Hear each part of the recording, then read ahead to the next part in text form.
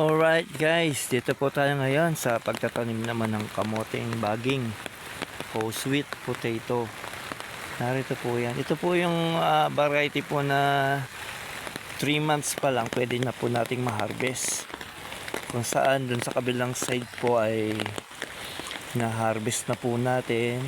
Kaya inililipat po natin yung binhi po dito naman sa kabila. Preparation po natin. Habang hina-harvest yung kabila, nagtatanim naman ulit tayo. So expected, kung loloobin ng God willing, ito po ay ma-harvest po ng mga bandang March po ang harvest nito.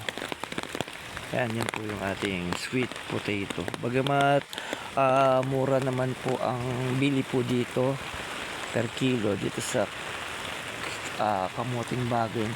Ang advantage po nito, wala po siyang masyadong di aalagain. Dahil pagkatanim nito, antayin mo na yung 3 months. Dahil mataba naman po ang lupa, kaya mas magandang alagaan. Compare sa ibang gulay na kailangan mong sprayin, kailangan mong lagyan ng pataba.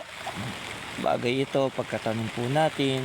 At lalo na't maganda po ang lupa, yan, hindi na po natin masyadong alagain. Pagkatanim po niyan, babalikan na po agad natin yan after 3 months. Kaya ganyan po tayo magtanim ng kamuting baging. Mababa man sa presyohan ito sa palengke, pero di naman nga, wala naman masyado kang fertilizer or pang spray insecticide na gagamitin. So okay lang, kikita pa rin kahit papaano. Kikita pa rin mga ka-agri. Kaya yan po yung ating tanim na kamuting baging po.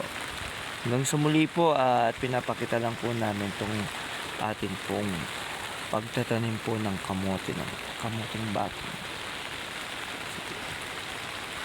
Yan po. Hanggang sa muli. Bye bye.